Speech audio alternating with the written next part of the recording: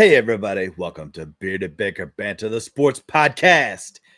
Welcome, Trey, to the first December episode. Yeah. It's wild to say, man.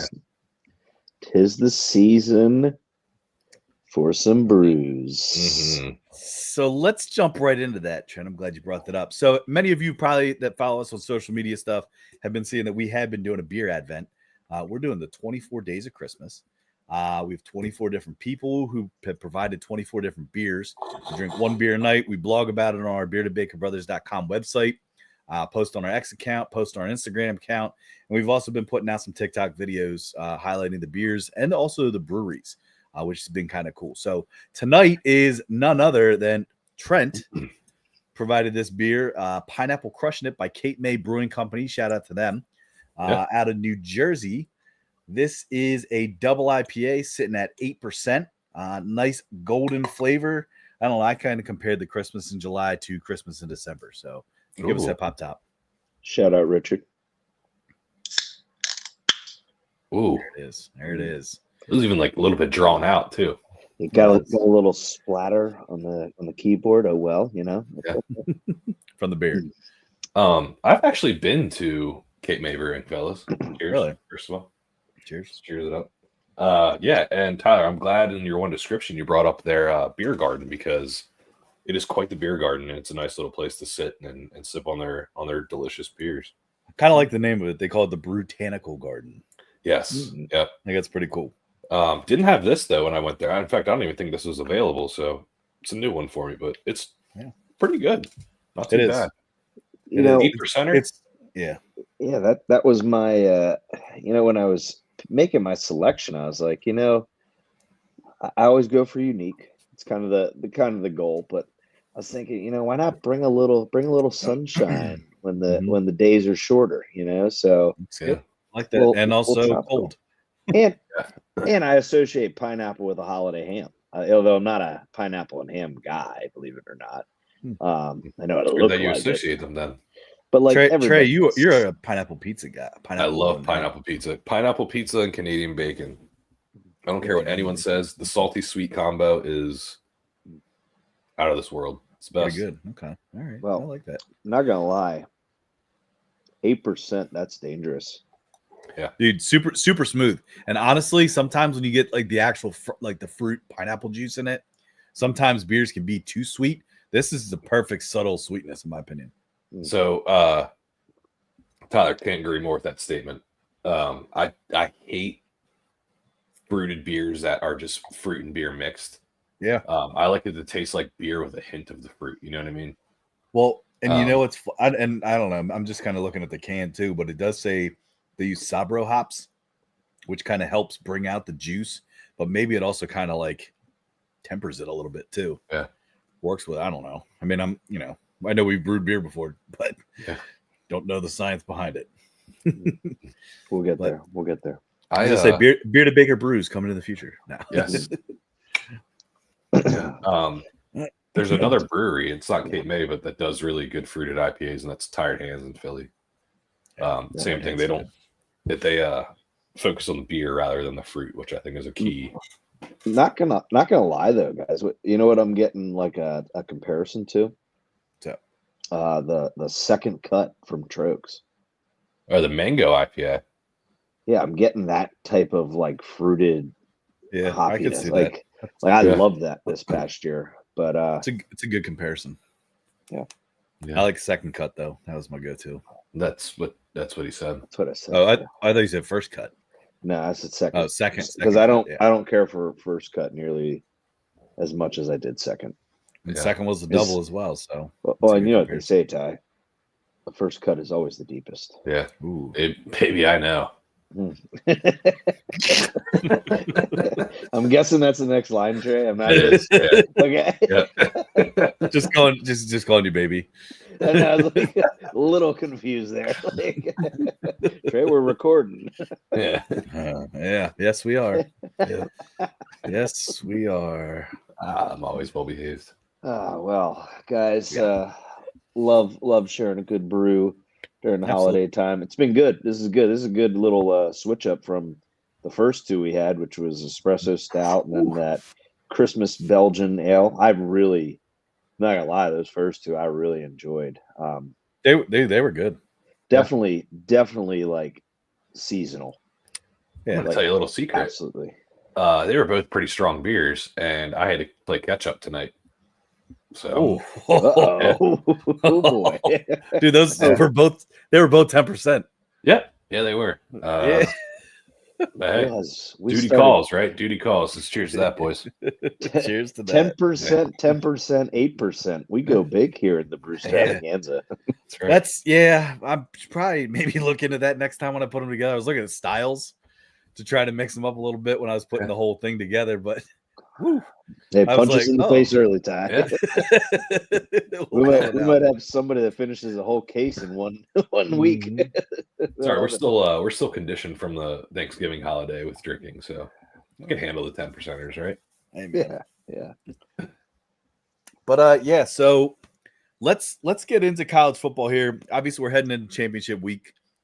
If anybody's been following us, November didn't treat us too well gambling wise. We did kind of pick it up there at the end. However, I did decide to channel a motivational speaker to kind of get us back on the right track. So I did bring in Matt Foley to get us back on the right track here. But yeah, so 2-1 last 2 days. But yeah, so let's jump into championship here week with college football stuff because it's exciting. Obviously the bracket, I guess this would be the second to last bracket came out last night. So that's out now. We'll also share that here. And then we'll kind of go through some picks. We'll do our best bets and stuff like that too. But let's talk about this bracket that was released last night, which I'm not going to lie, is quite interesting here. A little frustrating at times with some of the picks and stuff, but there you guys can see it there on the right side. So we're looking at the top four now. That is being that's being Oregon, Texas, SMU, and Boise State. That couldn't look any more different than what I would have expected in the beginning of the season. Mainly for the SMU, Boise State. Obviously, I think at least Trent for sure definitely picked Oregon. Texas, I know some people had some questions about them moving the SEC. The one that is just glaring at me though is the 11 seed. Glaring. Can I say something? Yeah. I think I have Penn State, Ohio State, Alabama, and Georgia in my Final Four. I can double check and go back and look. I know I definitely have Georgia, Bama, and Penn State in the Final Four. In this bracket, that can hold true. So I'm gonna give myself a little toot there. You know what I mean? Toot. Yep, toot my own horn because that's a seat. I mean, I'm not saying this is going to be correct because obviously this is going to shuffle up after championship week, but don't count on that. So that's the other thing I wanted to address with you guys is really realistically the teams that aren't going to play in the championship games, they can't drop out, right? So here's I did watch the special on ESPN last night and kind of listened to the I don't know, I guess he's like the president of it. College football playoff president guy. So he, the question was asked by Reese Davis too, like, what's this going to look like? What's this going to look like with the teams that aren't playing? What could this look like with the teams that are playing? And he definitely reiterated about 2 or 3 different times that they have no more data points for the teams that are in this 12-team bracket right now that are not playing in a championship game, which, trying to think about it and decipher it, I'm like, okay, so that's Tennessee has no more data points. Ohio State has no more data points. Notre Dame. Right? Notre Dame has no more data points. Alabama has no more data points. Indiana has no more data points. Am I missing anybody here? Did I say no, that's it? It's Arizona State, right? They play Iowa State. Yeah, right. So that's 5 teams that have no more data points. Okay. Now, what does that look like in terms of teams that could go down? I mean, let's say, honestly, if you really want to shake things up, all right, who's Boise State playing? They're in the Mountain West. UNLV. Okay. That could really shake things up. Because UNLV would then be the 12.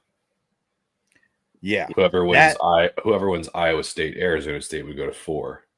Right. Yeah. And I really think that now you're looking at it where Boise State's that- sitting at a 4, which nobody expected the Mountain West to be there over the Big 12.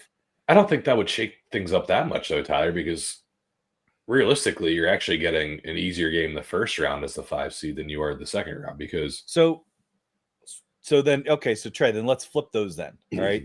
So let's just hypothetically say that Boise State does lose.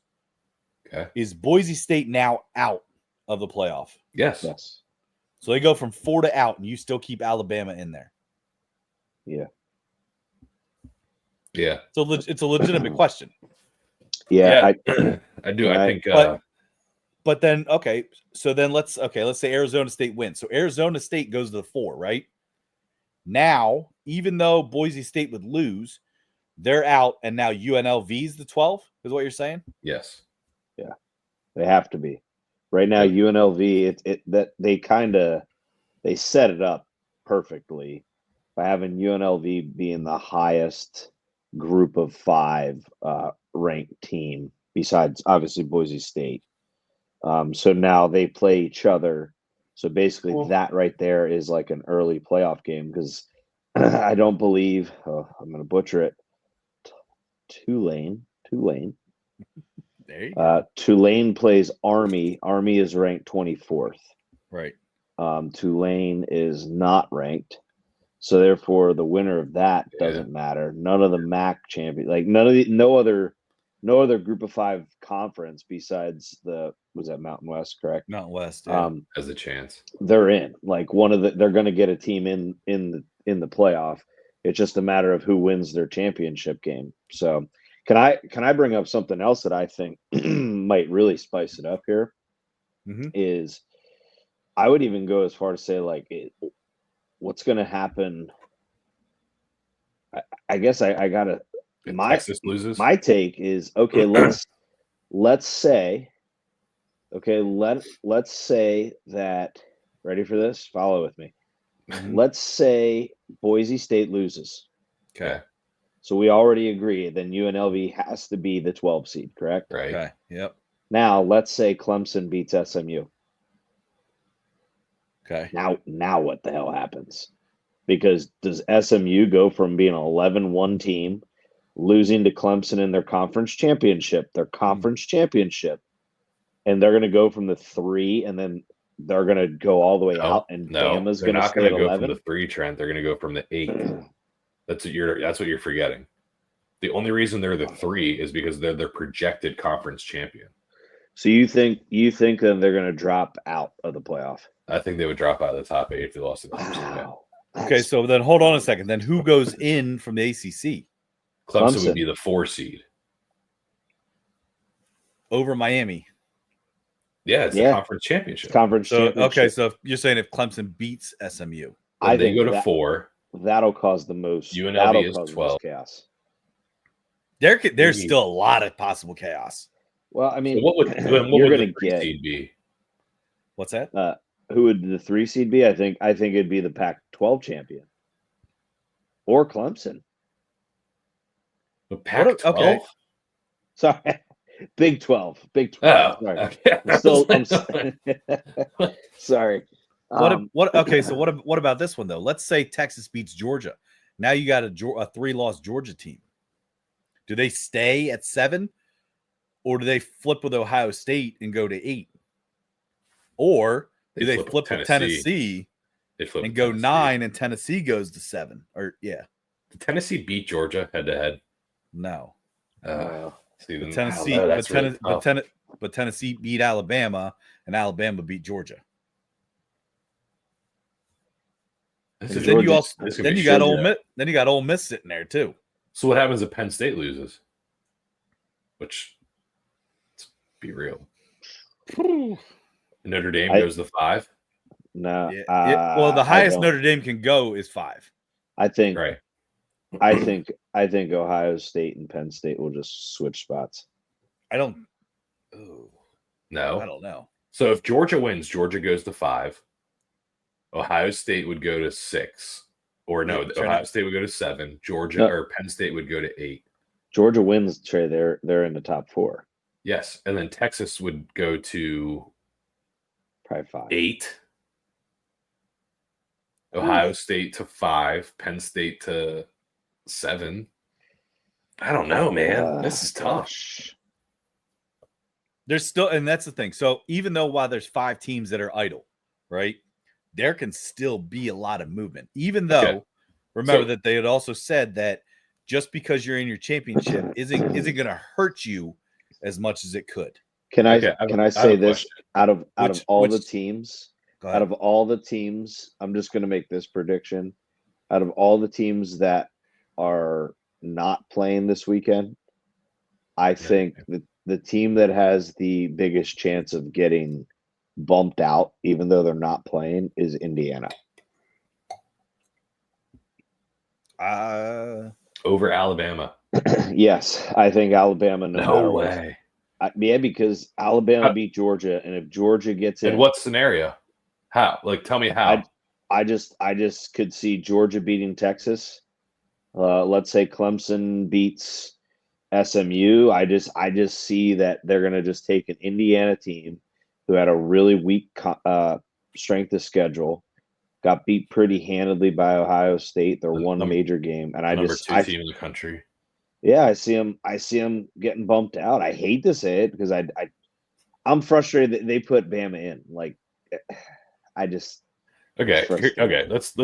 I'm going to talk about I think the most realistic scenario. Let's say all the conference people that are predicted right now win. Every single one of them. Okay. So that means that Penn State and Georgia would lose. What happens? Okay. Penn State and Georgia both lose? They're the only ones that lose. Everything else stays the same, right? I mean, Penn State then has, 2 losses? Yeah. And a conference champion and Ohio State, the number 2 team in the country. Right. I honestly, Trey, I honestly don't think, though, if they truly say that the championship games, because you're in it, is not going to harm you as much, I could honestly see that if Penn State were to lose to Oregon, I could see them staying where they're at. I was going to say they'd switch them with Notre Dame, 100%. And that's the only thing I can. If it's close, and that would piss me off. If they give Notre Dame the 12-4 road. You don't after losing to NIU. You don't see Ohio State jumping Penn State if Penn State gets pounded. No, because that would make Penn State's losses to a number 2 team at the time and a number 1 team at the time. Yeah. I mean, this is 2 best losses. Good point. Right now, Ohio State has the best loss of any team. Worst loss. No, they have the best loss. 1 point at Oregon. Right, but then they just lost to Michigan. Yeah, and in conference rival, Tyler. That's not that bad of a loss. Real quick, that is a bad loss this year. Can I just say a couple things? Is one, I want to know here shortly. Who do you think? Like, if this is it right here, what is the best first round matchup? 1, 2. Before you guys share that, this is kind of what we've always wanted. We want to see. I want to see an Alabama travel north and play a cold football game. Yes. I want to see. I mean, you're going to see Tennessee. You're going to see Tennessee come up to Ohio State playing a freezing cold. Tennessee gets cold. You're going to see Arizona State. Beautiful climate out there. They're going to come play in Happy Valley. Like, I love that these teams, they get to play in that good weather all year round. I know someone's, but it's so hot. I don't think not in the prime time of postseason football. It's perfect. It's perfect down there. Everything hurts as a football player, and everything hurts more in the cold. Yeah. Everything in the game of football, it hurts more when you're cold. So I can't wait for this. But what is your first round matchup? What's the one that you're like, yes, this is the best matchup I've seen? Ohio State, Tennessee. Ohio State, Tennessee. I'm saying Bama, Notre Dame, but I have no idea who I'd cheer for. I think I'd cheer for Bama. I mean, the Tennessee route in this scenario really sucks. Like, as a Tennessee fan, you're going to play Ohio State and Oregon. Like, are you kidding me? Yeah. Hey, if you want to be a champion, Ty, you got to play with the big dogs. Yeah, Trent, but they haven't. Man, to kind of reiterate what you said, the thing I'm most excited about is a Southern SEC school playing on an outdoor game in January. Like that is awesome. Or late December, whatever it is, late December. Yeah. Like imagine a snow game with Georgia or Alabama at Happy Valley. I that'd think awesome. it'll be a completely different team. That's what I mean. And like we've never ever seen that at this Nope. point of any season. So like No. The only time that they do any sort of crossover like that is early in the year. when it's Do you recall? Remember, Bama used to play Penn State like early on a couple years back. Mm-hmm. So yeah, I love it. I think it's awesome. And then I say that, and Well, yeah, it can always happen. Just wait, man, because I mean, here's the thing: is this week? I mean, the way college football has been, I mean, everything's up for grabs. I mean, Georgia Tech should have beat Georgia. You know, how many upsets have happened? You know, Miami just lost. They hurt their chances. It's like Ohio State losing to Michigan. Like Ole Miss to Florida. Ole Miss to Florida. Like it's these last 2 or 3 weeks here have been just insane to watch. You know, and it's like, oh yeah, he's in. They're in. Whoa, no, they're not. You know, it's like wow. So one thing I know, I think this is a little off topic, but I give James Franklin a lot of flack, as he rightfully deserves. God, I'm not taking that away, but his post-game press conference and his response to throwing that late-game touchdown and stuff, I think that was flawless. And the fact that guy, and I understand it's the heat of the moment, the coach is probably just frustrated, and it wasn't a good look. And James Franklin even said that too, but his response, whereas my job is to get the 3s and 4s in the game, and then let them play football. Yep. Like that's exactly right. And he's like, if you have a problem with it, then that's on you. Like, yeah, I love that. That was, I think, the best response ever. Play better. And then he talked about and you're running cover 0. Like, if you don't want us to throw a touchdown, run cover 2. I loved it. But remember, I know it's not the same coach, but that's the same Maryland team that when they entered the Big Ten refused to shake Penn State's hand. Yeah. So I have no issue with that. Yeah. I have no, and once again, like you're saying though, it wasn't to embarrass them. Let his guys play. And with the way college football is, you got to freaking pound every team you can. And that's what he said. So the landscape of college football is different. Margin of victory now matters. Yep. Does margin of victory matter? Because look at Georgia moving up after that margin of victory. 8 freaking overtimes beat Georgia Tech. In tiebreaker scenarios. Oh, shit. I know. I'm sorry. I just had to vent on that real quick. You're right, though, Trent. That was absurd. They should have freaking lost, man. Yep.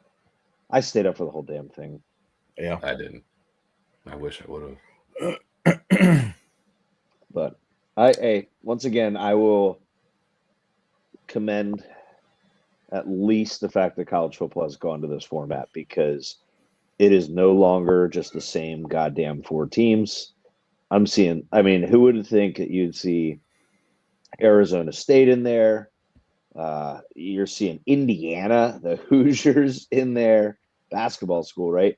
SMU, first year in the ACC, they have a chance to win their conference championship.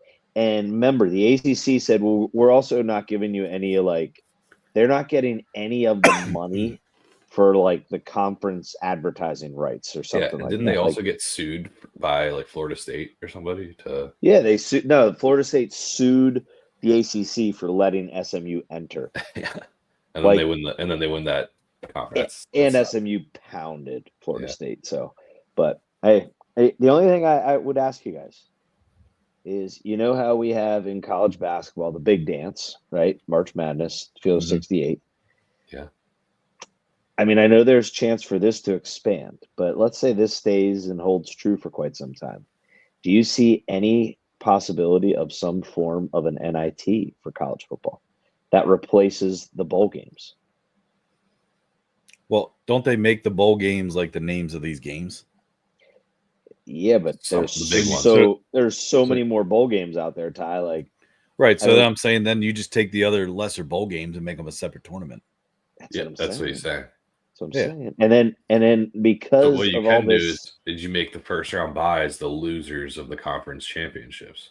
well, if they're not at Right. large. Yeah. Yeah. But like you could sit there and get like say a Miami as a top seed. You could get or maybe it's even Ole lower Miss. team. I don't know. But I'm just saying and I think with the way that you can pay these college Sure. athletes They- now, why not compensate them? Like why I'll not tell you- make there some sort of compensation bonus Yep. that get because I'm sure there is people out there that would dump money as Yep. alumni, the wealthy alumni, into helping pay these players to stay in. Yeah. Like I know I criticize Deion Sanders sometimes. I think he makes it too much about him, but I loved his statement too about, hey, our guys are going to play in the bowl game, whatever game we get. So I'm anxious to see if that actually happens. So, will they follow through with that? I think you're And almost that- going to have guys are almost going to have to play in bowl games now to continue to make money, in my opinion. Trent, that's going to happen because of money. Number one. Number two, you could put those games on the off days of the actual college football playoff, like the NIT does. Exactly. Like make it good football games, interesting football games, nonstop for the whole winter.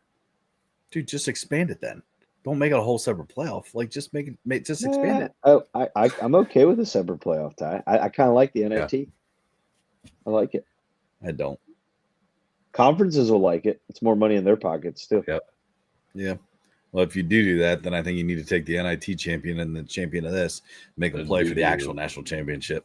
No, I think first game of the season next year. Nah. Unless it's two teams in the same conference. Tyler just said doo-doo. Doo-doo. I was wondering what you were talking about. All right. Well, you know what time it is, guys. Bearded Best Bets.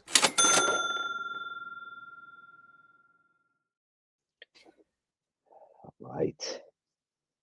Is everyone's favorite time for Bearded Best Bets. So this is the college football edition. So let's go on and get into your best bets here for championship week. Anybody want to start off, or would you like me to? Go ahead, Tyler. You probably what? There's only 8 games or something like that, so it can't be. There's more than 8. It was like Tyler has about 17 plays. He's doing a bunch of the same games, and I got 6. There's literally 9 games. I got 6 of them. All right. I got Boise State -4 against UNLV. I have Arizona State money line against Iowa State. Sorry. I have Ohio +3 against Miami, Ohio. I got Georgia +2.5 against Texas. I think they actually beat Texas pretty handily. I have SMU money line against Clemson. And then my last one, it's actually a Friday game. I put it last, but my last game is a Friday game. I'm going with Rich Rod's Jacksonville State Gamecocks -3.5 against Western Kentucky, which was a little tough because I do like the Hilltoppers, but I think Jacksonville State comes out on top. Rich Rod's a tough, badass dude. He's going to get the boys playing. So I like it. It's my best bets. Go ahead, Trent. All right. I've got Arizona State money line. I'm rocking with them. What's that running back's name? Scattaboo. What a name. I've got SMU money line versus Clemson. I have Oregon. Oops, Hip Trey's walking out on that one.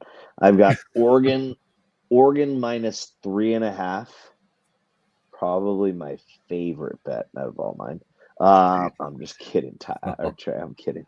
I've got Army. I'm taking Army +4.5. I think they're going to control the clock, put a couple 22 play drives together, maybe take up a whole quarter in that game. So you taking Army in that? I looked at that game. +4.5. +4.5. Okay. They're getting more than a 24-20 cover, so I'm good with that. Okay. And then my last and final, which I'm seeing I'm going to be opposite of both you guys, is I am taking Texas money line. I believe it's too hard to beat a team 2 times in the same season. Well, I know 3 times is usually it, but I don't know. I just have the sense that there is something about Georgia's offense this year that I think is worse than I've ever seen their national championship teams play. Like I'm not. It used to be like, oh my God, Georgia is the most dominant. They have full NFL teams out there. I don't see that this year. I think Texas is going to be able to hang. I think it's a quarterback because honestly, like if you can get him to make a mistake, and I know we said this a couple times, but if you can get him to make a mistake, he usually makes a few mistakes. Yeah, I think it's not having reliable weapons on offense with that quarterback, because last year with Brock Bowers and whoever else, he was a stud. Like he played really well. He did. Maybe not a stud, but he did what he needed to do to win games with the team he had. Love Brock Bowers. Smell me.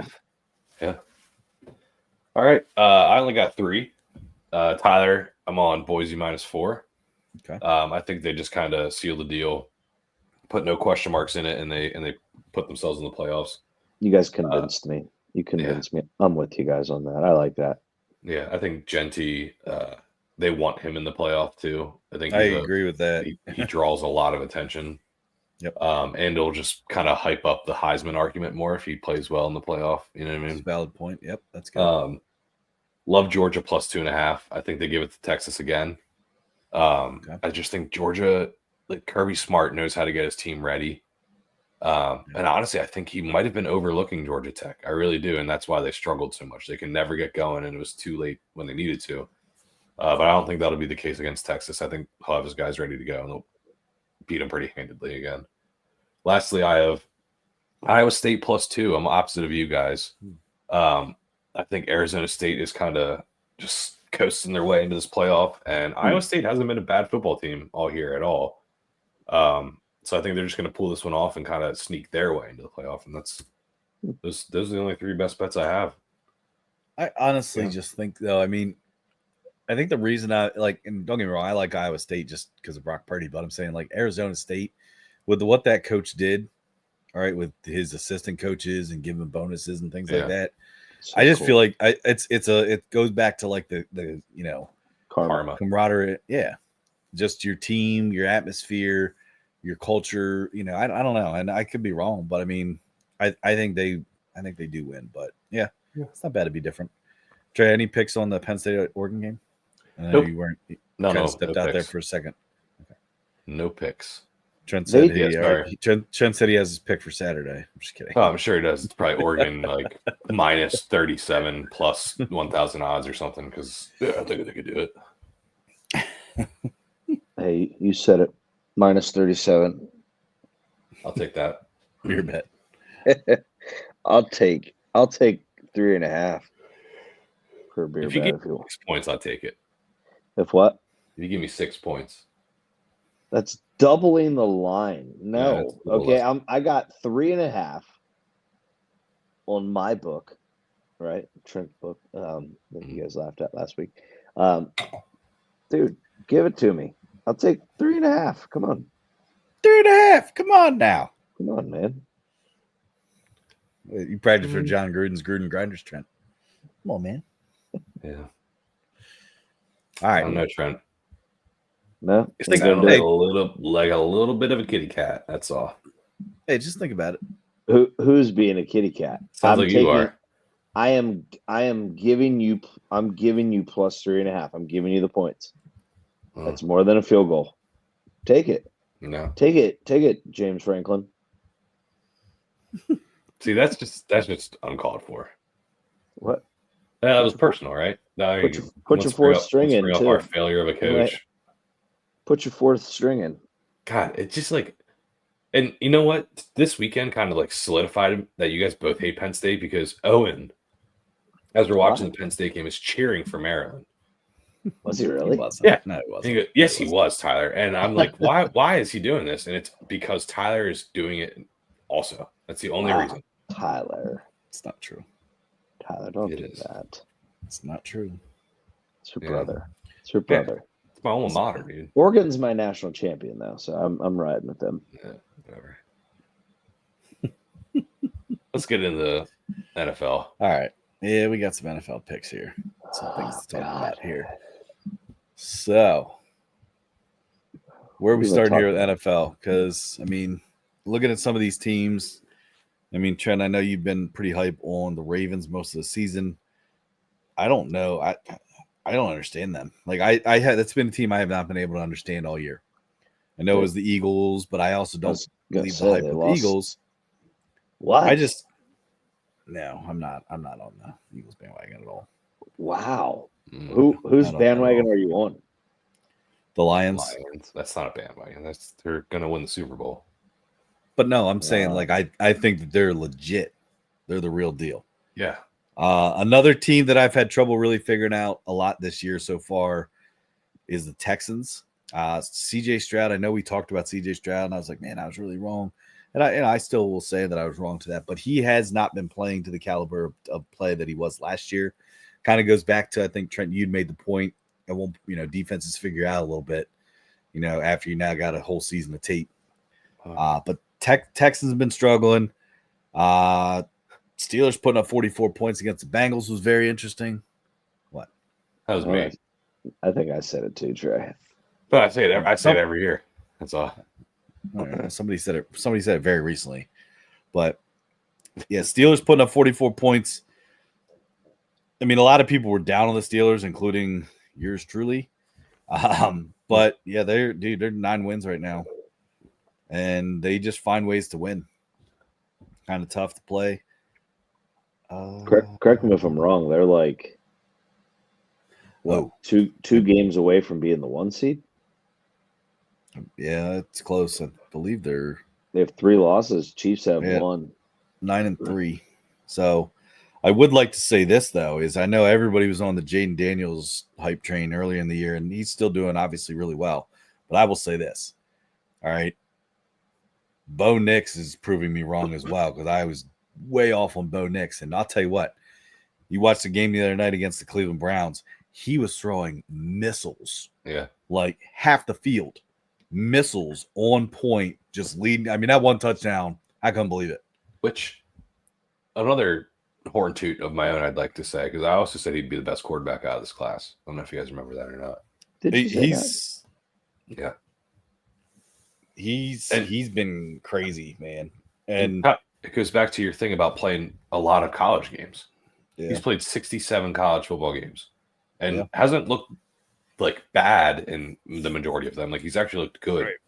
Yeah. And you get all that experience. And can I just that's a tricky slope to talk about there, or to climb, because I would say there's also the flip side to that is, I mean, I look at like I'm not trying to take a shot at Penn State, but who was that quarterback you guys had forever? Sean Clifford. And it was like, he's playing his 79th college football game, and it's like, okay, but he's still in college. I think it's a style of offense that you play in though in college.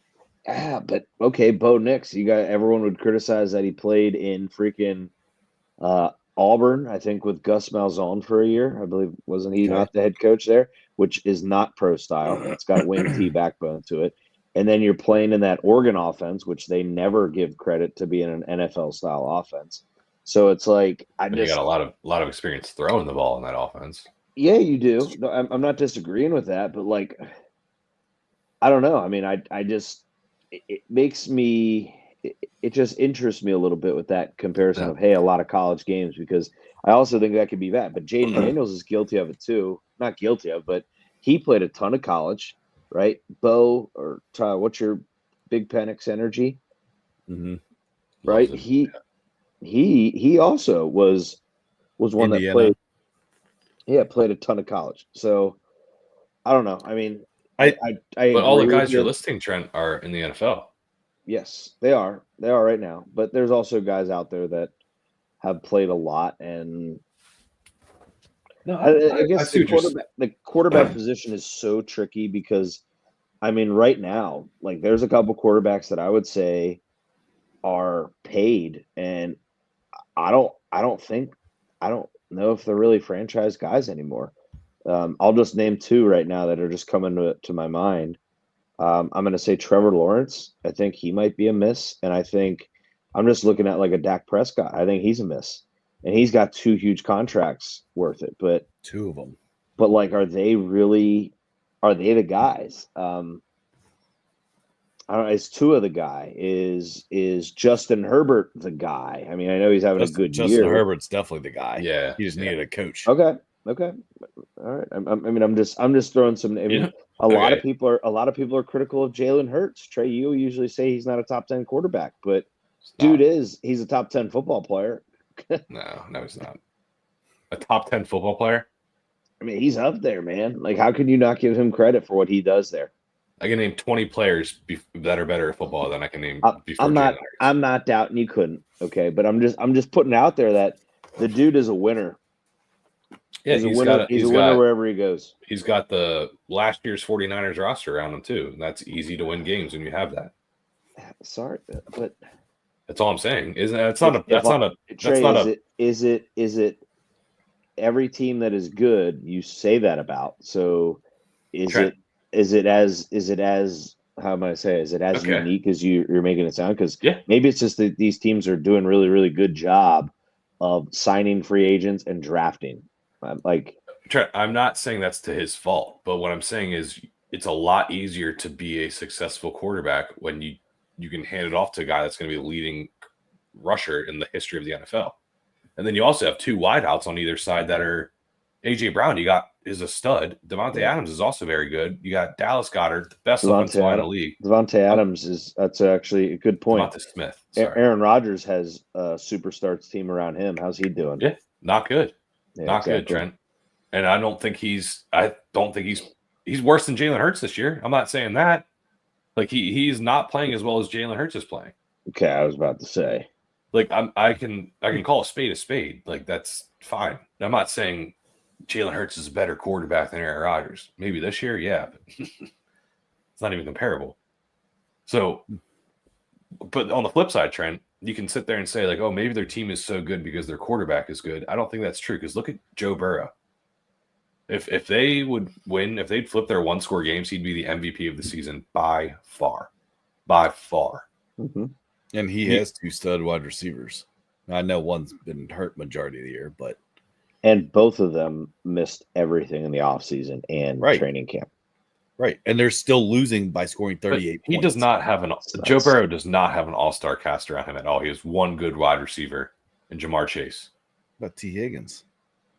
Like you said, he hasn't played any games this year, Tyler. Okay. And he's still putting up career numbers. And I think they're also missing a running back. No, their problem is that they've scored over 35 points 6 times this year, and they've lost every single one of those games. Yeah. Over 35 points, and you've lost those games. Coach should be fired. That's their problem. It's not their no.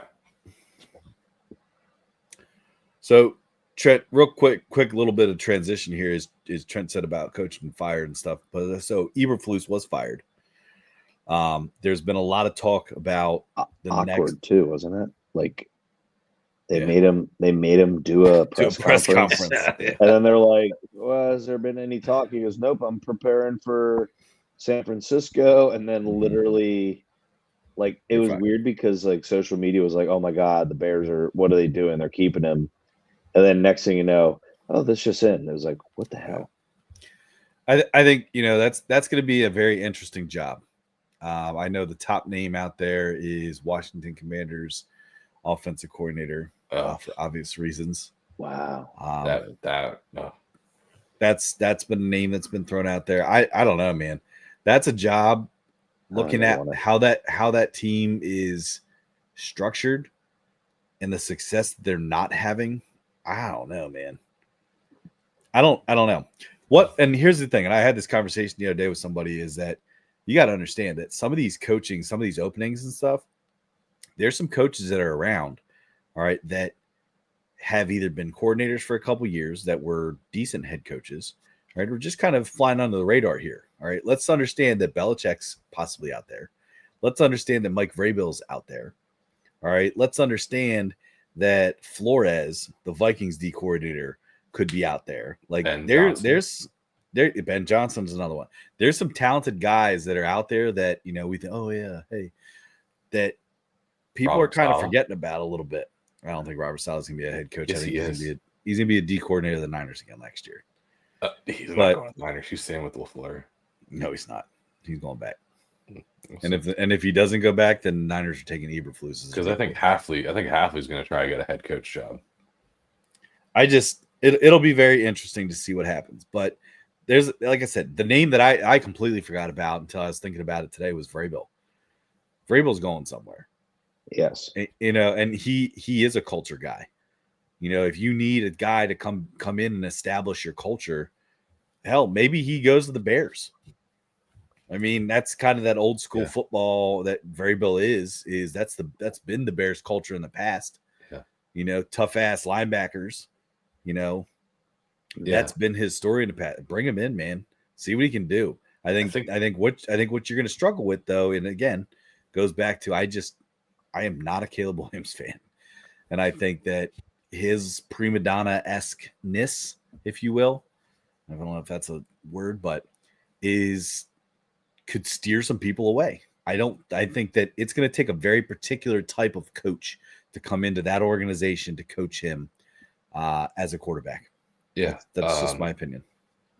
I think that the Bears, Tyler, have done kind of like they've been a little too cute with their head coach hires. I think they're trying to get like the next Sean McVay, like the young, heady football nerd that just like catches fire and wins the Super Bowl when he's 35. And I think they've done that the past like 3 hires with Trestman. I can't think of the last coach before Eberflus, but Nagy. Exactly. Nagy, same thing. He was hyped up, offensive minded coach, not really much experience in the NFL other than an offensive quality coach. And that's not to say he's bad because he won a Super Bowl the next year after he left. But He was an offensive coordinator. okay, yeah, either way. But I think what the Bears need is like a leader of men. Like, and that's what Vrabel is. Like someone that will change the culture, isn't a pushover, will set the tone in the locker room. And the Bears haven't had that. And maybe Lovie, I don't know much about Lovie Smith. I don't know if he was that type of coach or not, but realistically, they haven't had a good coach since him. I wouldn't even call him a good coach. They fired him when he was 10-5. That's right. He was not a good coach, dude. He was so average that he just hung around. Yeah, but then you fired him after his best season. Well, long overdue. Best season he went to the Super Bowl and lost. Okay. I don't know. I mean, I like the Vrabel. I like the Vrabel pick. It's a bad franchise right now. There's a couple historic franchises that are in some pretty rough shape. I mean, the Raiders in some rough shape, Jets in some rough shape, Bears in some rough shape, Giants in some rough shape. Yeah. Like there's some very historical franchises that Niners. It's ugly. Yeah. I was kidding. Out of the joke, Tyler. But I mean, Cowboys I look at actually it- though, for real. Sorry. I don't know. I mean, I worry. I don't know how many coaching jobs there's going to be. I mean, the one thing, Tyler, that you said that I don't see happening is I don't think Belichick goes back to coaching. He's good. He's doing very good at what he does right now. He's very good with McAfee. He's very good with the Mannings. Brothers, yeah. That's what He's I mean. very- I like, think he's having very- fun. I do He's got a- too. He's and- got a young, cool girlfriend. Dude. Yeah, I don't know. I agree, Trent. I mean, I totally agree. But there's also been the rumor though that he has the itch of some sort, to kind of get back into it with It's something. been I his don't know. life. I mean, I think if he would do it, it would be the Giants. He was Full circle. DC there 2 years and won 2 Super Bowls. with Bill Parcells. Right. So they brought that up the other night. Is they're like, oh man, Belichick 8 Super Bowls. A lot of people forget about that. Is that he did? I think Dad brought it up. He's like, yeah, people forget that he was the D coordinator with Parcells for the Giants and won 2 Super Bowls there. So he has 8 Super Bowls. Yeah, You I really think if he wins about it. another one, he would set the record for most employee or player. like coach, staff, or player. Interesting. If he wins one more. There's somebody that has more than 8. I think someone has 8 with him. Okay. Phew, that's nuts. Yeah. Think about put that in perspective. But anything else on the news front? I mean, Yeah, I'm not gonna. two things. Go ahead. We are very close to a potential non-quarterback MVP. Close. I don't care how the rest of the season goes. Saquon Barkley is on pace to break Eric Dickerson's single season rushing record. If you break that record in this modern day of football, Yeah. Running back modern day football. Yeah. You are an MVP. You Yeah. better be the goddamn MVP because it's a freaking joke if not. 2, the other thing that I want to say is I know you guys won't agree with it, and I know I'm biased, but at least let me have a little bit of bias here about my own team, about something good, is Brock Bowers deserves to be in the discussion for Rookie of the Year in offense. Yeah. He is currently, guys, not just leading tight ends. He's currently the 4th leading receiver in the NFL. He is only behind Jamar Chase, Justin Jefferson, and Terry McLaurin. Wait, he has more. Trent, he has more than Debo. That was a joke. Yeah, okay, I was just say, but Tyler, what's really crazy is he leads CeeDee Lamb, like, and you can go ahead and say about a quarterback all you want. Who the hell does Brock Bowers have throwing him the ball this year? He's had 3 guys throwing him the ball. Aiden O'Connell. I can't even name the kid that came out of Cincinnati who's there now, who's with the Falcons. Desmond Ritter. And then he had freaking the shittiest season from Gardner Minshew I've ever seen in my life. So I'm just saying, I know Jaden Daniels is the favorite. Bo Nix is making headlines, but Brock Bowers to be almost in the top 5 receiver this year.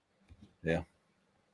I hope we can keep him happy. Trent, I agree with both your. Yeah, go ahead, Tyler. I just want to do a quick thing. I will say, as a fantasy football manager, that was Trent's steal of the draft.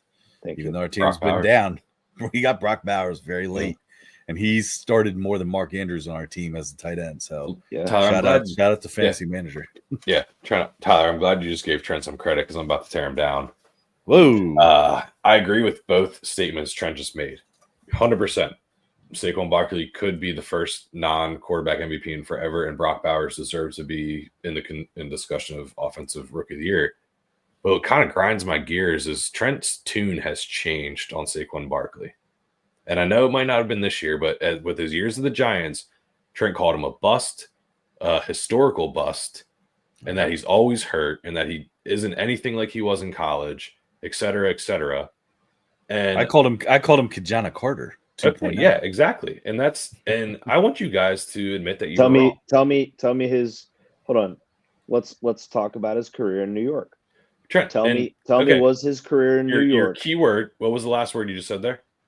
His career in New York. No, in New York. Okay, in New York, the Giants, who are a poverty franchise for the last 7 years. Okay, the worst. They haven't had a higher rank than 26 offensive line since he's been there. Was he ever healthy? Because he's getting smacked 10 yards behind the offensive line every time he touches the ball. He's their only form of offense. Best ability, quote Trey, is ability or availability. Yeah. So it also sucks when you're touching the ball 200 times a game and you're getting no protection whatsoever. I compare it 1,000% to. I know it's kind of shitty this year to say, but it wasn't a bust. He was a product of his environment. I'll give you that. I'm not afraid to say that at all. But in New York, Christian McCaffrey. If he would have signed with New York, his career would have been a bust because he would have stuck there. Trent, you were going to compare him to Christian McCaffrey with the Panthers. Yeah, the injury, like he was injured, goes to San Fran. I know that was a scary injury this past week because I thought everything in the world in his left leg just blew up. It is, but it's PCL. He'll be okay. And he's sprained. He's done for the year, but it's PCL. But when you go to Germany for an Achilles specialist, it's probably not a good thing. Okay, yeah, I get that. But what I'm saying, Trey, though, is you're right. You can end up leaving you can leave a franchise and then all of a sudden it revived his career. And that absolutely did happen. I'm not afraid to admit that. I am 1,000% a Saquon Barkley fan. I am. But in New York, it was very disappointing to see that he was always injured. I'm not saying it's his fault. I agree with you. That team sucks. The worst. We just said they are a historical franchise that is down in the dumps right now, right? And they really just took a big hit by paying Daniel Jones and then cutting him and all that. But no, Trey, I'm behind that Eagles offensive line. I think if anything, if you could recall, I was very critical of Nick Sirianni not giving Saquon Barkley the ball. Yeah. Okay. So, as we all were, so that's the stupidest thing in the world. Exactly. So that's my just to kind of to defend yourself. Fair enough. You like to say that, but well, it was true for a while. It was true. You're right. I mean, he was always hurt. He was always hurt. Tell me he wasn't always hurt. It was he tore his ACL one year on a nasty freak injury. You can't help that. That's not just being injury prone. That's playing football. So naturally, what happens is when you're recovering from those injuries, you're going to get an ankle, you're going to get a hamstring, like injury. That's just how it happens. And it happened the following year. It was 2 years, dude. Okay, just saying. And he still, when he was playing, he was the only form of offense behind the worst offensive line in history. So there's that. All right. So there's that. Yeah. Yeah. I think it's time for something. I think it is time for something. Bearded Best Bets.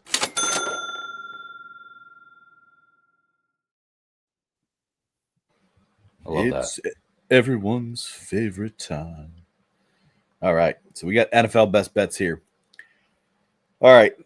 Trey, why don't you start us off? We'll go reverse order here. All right. I'll start with Titans -4. I think they're playing better than what they're getting credit for. Their defense is it's one of the top defenses in the league, and they're playing a decimated Jaguars team. And guess what? I guess he's still coaching that team. Dougie P. Yeah, so gonna bet against him any day of the week. Unbelievable at this point, isn't it? Like they got Mac Jones starting there, correct? Yeah. I think they're better with Mac Jones. I honestly think they're keeping like Doug Peterson there to like spite him. Like, hey man, you suck so bad, we're gonna keep putting you on the sidelines and embarrassing you, you piece of crap. Could be. And it's making me mad because he has no right coaching in the NFL as a head coach. They almost beat the Texans. They almost beat the Texans last week.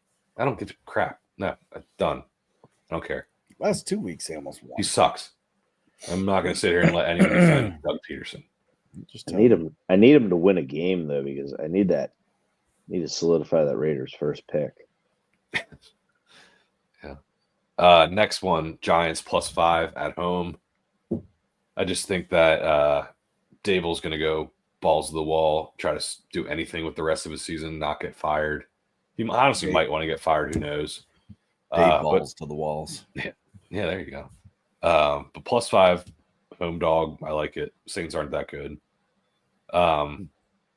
Next is Chicago +4.5. I know, Ty, you probably don't like this. I think the Bears got the interim coach boost, as well as 4.5 points against a very, very, very injured 49ers team. So I think it's just a year they gotta call it.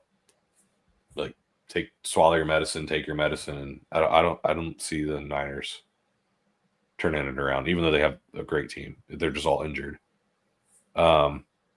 Last one is Chargers +3.5. Getting over a field goal against a Chiefs team that is pulling wins out of their butts. 4 now. 4. Yeah, I'll take that too. It's just they can't keep getting away with it, and I think the Chargers are probably one of the better teams they played in a while to actually do this and pull out the win and not get the stupid bullcrap stuff. So I like him getting over a field goal. Those are my 4 best bets. Okay. Trent? I will just open by saying I hated the board for the NFL this week. It's tough, especially with that many buys. I just feel like all the lines are like just out of reach of what I would normally feel comfortable betting. Matter of fact, take a minor alt. I'm out. yeah. Before you go on, Trent, I'd like to add one more best bet, and that's the Lions -3. Oh, there he is. What? Not a He's working fan. working What? his weekly jinx. I don't know Uh, what you're talking about. I like Lions -3 as well. I'll beer bet you. Oh wait, you like No, I'm them on the too, same Tim. side as you. Lions -3 is one of my picks. Although I hate betting Thursday night spreads. I think Thursday night games are too risky. Will not make that a recipe pick, but I will bet that. I've got Bengals -5.5 versus the Cowboys. And then I have Dolphins -6 versus the Jets because, hey, screw the Jets. Trent turned into the biggest Jets hater ever. Absolutely. I cheered for the Steelers over the Jets. Whoa. Do you hate Aaron Rodgers? No, I don't hate him as a person. I didn't like the little like McAfee like, oh hey, look over my shoulder, Devontae Adams right here. I just don't like Devontae Adams. I think he's a little baby. My hamstring hurts, and then all of a sudden he's 100% to go, hasn't missed a game. But hey, it's okay. He's sitting in there drowning. He had that wrist injury though. Oh, Tyler, that actually Tyler, was real. Legit. That was Yeah. legit. we went from thinking you got fooled to where it was listed on that day. I was watching Sunday morning, and they were like, "Yeah, he's got wrist injury." I was like, "Oh wait, what the heck? You made fun of Tyler for that?" Yeah, there you go. I thought I texted you that. I thought I did. No, nobody let me know that I wasn't duped. I think I just enjoyed that because it was so funny. But just let me roll with it. Yeah. Oh man. All right. Trent, is that any else? No, those are my only three, man. Dolphins -6, Bengals -5.5, and then I mean, how can you not? I mean, I know the Packers are damn good, but like, how can you not take the Lions with a field goal cover? Like, if they lose, it's like, okay, it's their second loss of the season. It's not a bad bet. You know what I mean? So my best second bet loss of the season and tied for first place in their division. My best bet is Detroit -3, so let's make that a trifecta, everyone.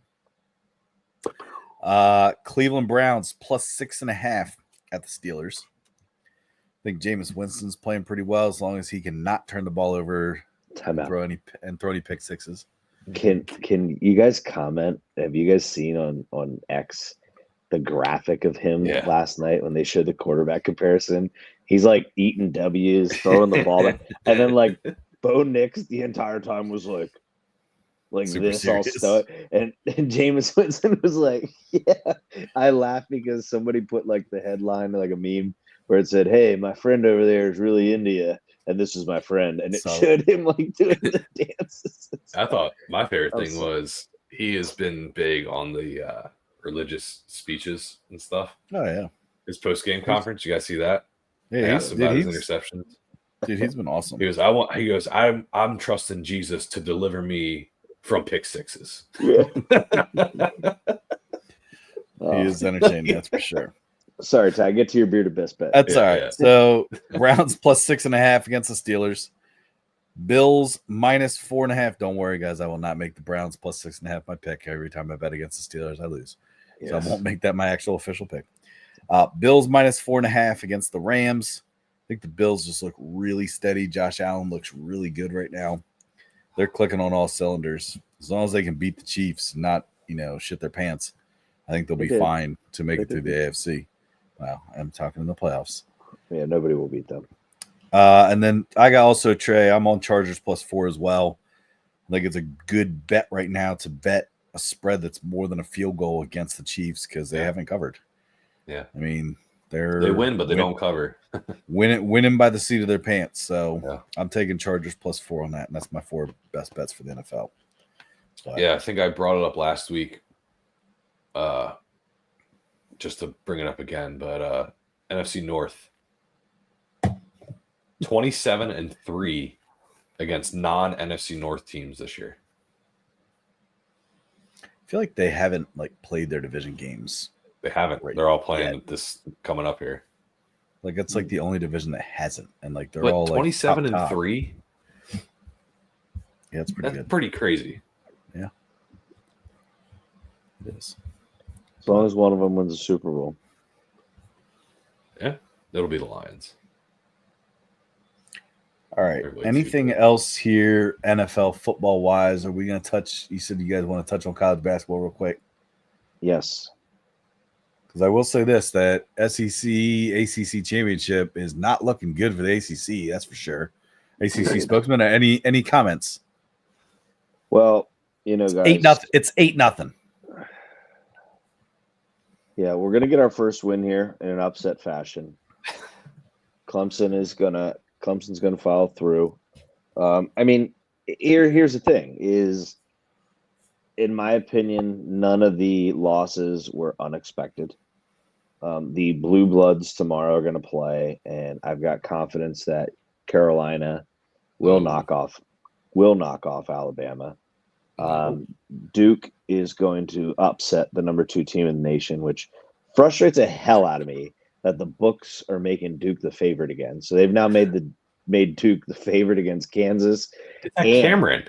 And I don't care, man. Like I really don't care. It's just like it's nuts. But I'm waiting for Auburn to lay an egg because Bruce Pearl's teams are always so good, and then they just lay eggs. Yeah, like a bunch of chickens. Fucking chickens, yeah. Oops, freaking chickens. Great games on December 4th. If you look to the schedule, I had a darn picture saved. I apologize. But Duke Auburn, obviously, that's a number 9 versus number 2 team. Baylor versus Connecticut. Absolute bullshit about Connecticut staying in the top 25 after losing 3 games. Hold on, where'd they have them? I was looking for that. 25. Be aware of that line if anybody's wagering on that. Baylor are underdogs because they are on the road, but Kara, what's their best player? Caravan? Grand Caravan. Yeah, he is out, and he's their leading scorer. So For just Baylor. be aware. Yes. So, no, for Connecticut. Oh, for UConn. Okay. Yeah. Marquette and Iowa State play tomorrow night. That's the number 5 versus number 6 team. You got Kansas versus Creighton.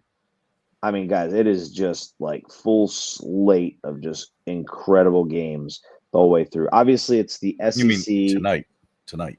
Yes, December 4th. Trent, did you say Marquette, Iowa State? Yes, that 5 and 6 team. Yep, you said that? Did. Yes, I did. And obviously, did I say Carolina, Bama? They're there as well. But so hell of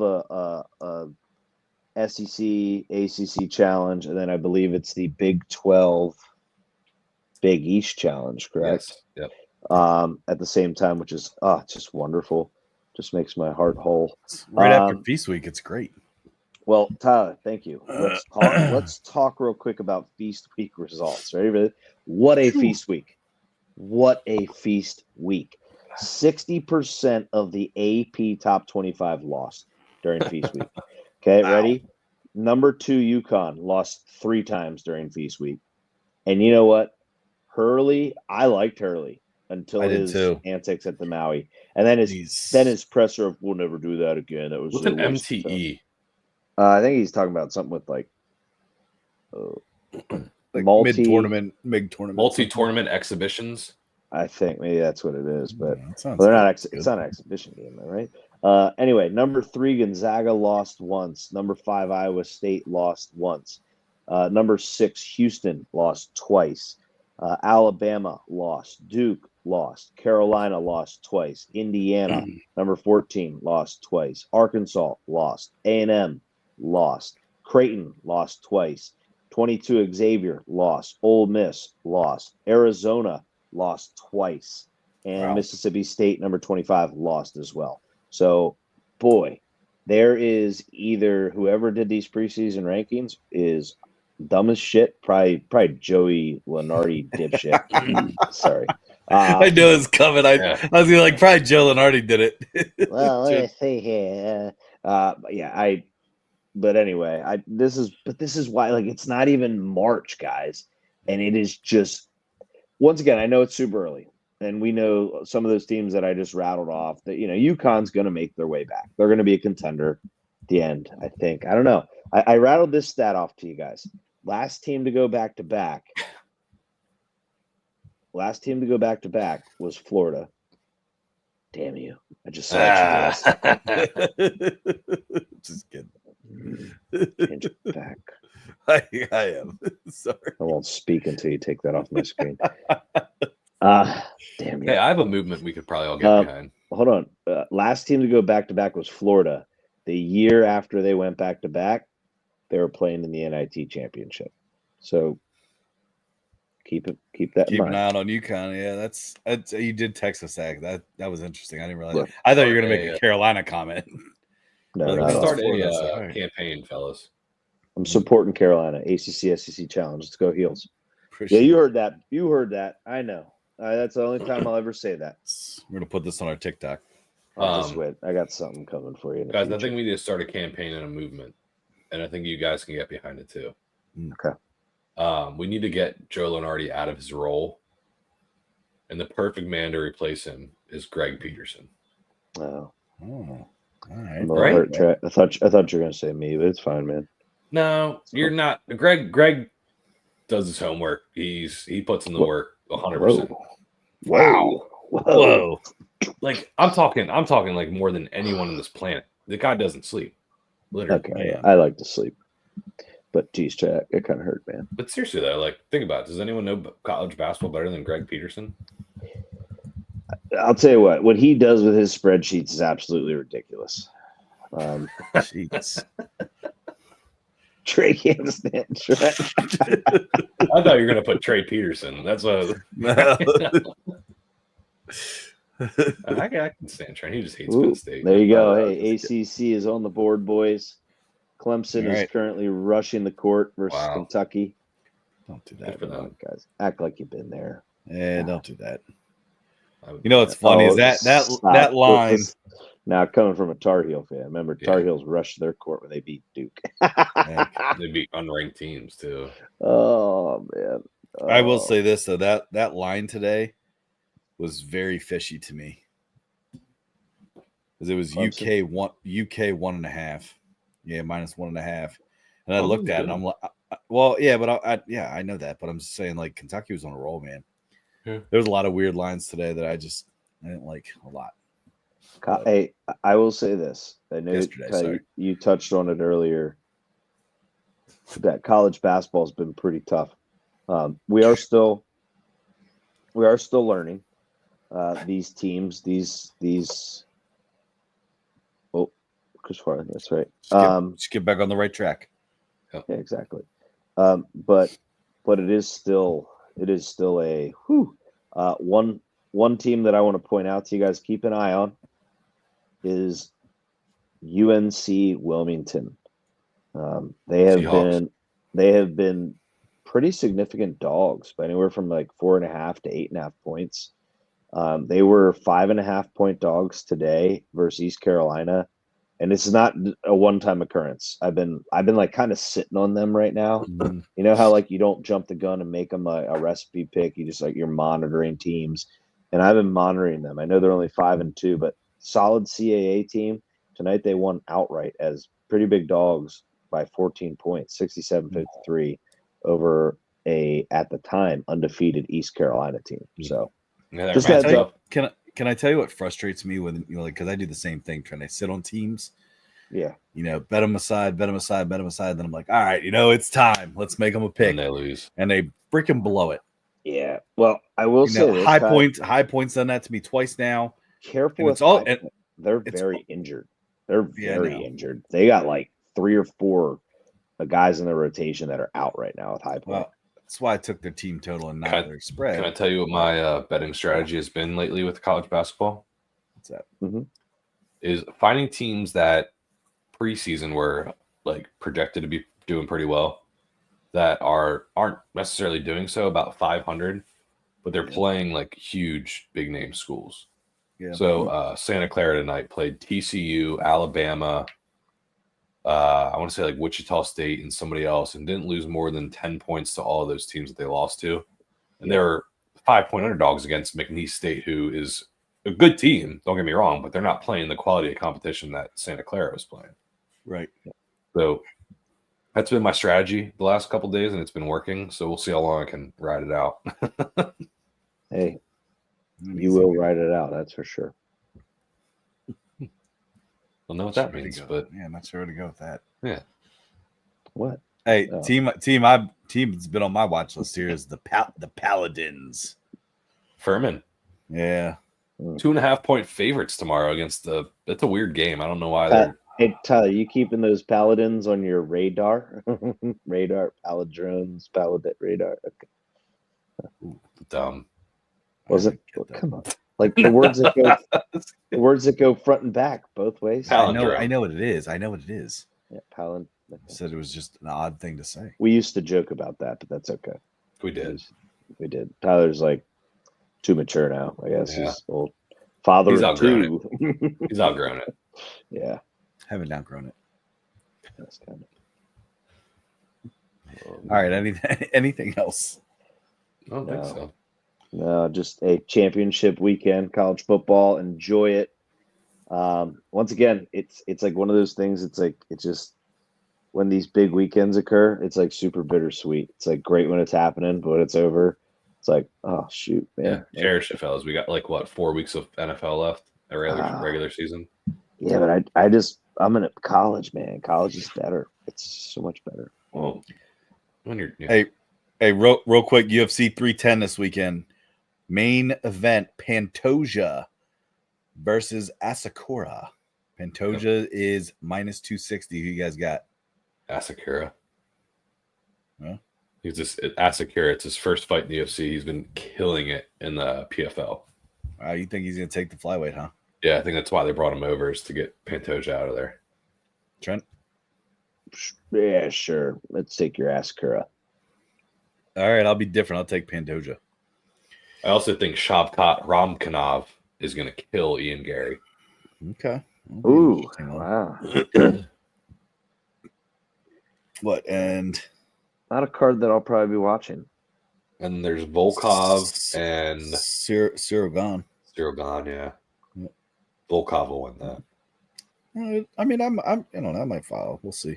It's not one that I'm going out of my way to go watch. It's a good card, guys. It's actually a really good one. Yeah, it's not bad. Not gonna lie, guys. I kind of miss the days where we would go to Arugas and watch the fights. Yeah, get like a $20 gift card. Well, they haven't done that in a long time. Yeah, they haven't done it in a very long time. Wow. But you pay the cover and then they give it to you back in a gift card or something. It's what I was ordering. Remember, I was ordering well tequila. Yeah. My bill, I got like a couple of them on the rocks. Yeah, hold on. Gets better.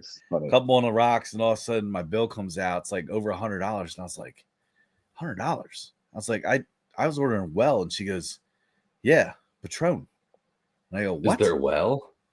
Oh, it's not. She thought well meant like the best. And so I was drinking Patron all night, not aware of it. And yeah, that was quite a hefty little wow. That's He's like, I'll do a double this time. Oh man, dude, I had a ride. So yeah, I was feeling good. And yeah, well, I was like, what about well tequila? She's like, oh yeah, it's Patron. I was like, it's pretty well. I said, Patron's your well tequila, really like your worst? And she goes, no, it's our best. And I was like, oh, well means your bottom. Thanks. Oh. So yeah, that was fun. Yeah, that was one of my last experiences doing that. I might have to make an impulse buy and just go get some hot wings from there and Buffalo Ranch wings from there. Go to Ted's on 22. Yeah, shout out Ted's sponsor. Anyway. Shout out Ted's. Shout out Arugas. Hey, and if you want some good crunchy shrimp, you can also go to Applebee's. Yeah. And what do you know about the crunchy shrimp, Tyler? Drink tell us about their riblets. That's right, though, Trent. Cape May Brewing Company. Yeah. All right. Shout out to Cape May Brewing Company out of Jersey. Appreciate you. I know they sell their beer in Pennsylvania, New Jersey, and Delaware. All right. So if you're in any of those 3 states and you're listening, go pick up some Cape May beer. Might have to send a post their way, Ty. We might have to send a post their way. Oh, for sure. Hey, I would like to point out a couple more things. Again, shout out to moneylinego.com, our partnership with them. We are now having merch store. All right, we're selling gear. Appreciate had our first sale the other day, which was awesome. Not sure who it was, but appreciate whoever bought that. So check that out. You can actually go to beardedbakerbrothers.com. And right on our homepage there, you'll see there's a link to click for the merch store. It'll take you right to our shop. Right now we have one design up, which is our basic Bearded Baker Banter logo with the bear and everything else. But keep an eye out. We're gonna have some Christmas logos, Christmas line coming out here probably the next day or so. So we'll be selling that stuff. And keep an eye out for some future different lines that we're gonna do with some designs. Maybe some fun little things, but yeah, keep an eye out for that. That's beardedbakerbrothers.com. And then you can click on merch store and it'll take you right to our link to buy our gear. So check that out. Yeah. Other than that, guys, have a great weekend. Have a great rest of your week. I guess it's Wednesday, right? Have a great rest of your week. But yeah, check us out. Spotify, YouTube, Rumble. Oh, there you go. And on Apple, give us a like, give us a subscribe, and appreciate everybody listening. Have a good one. That's right. Happy humping.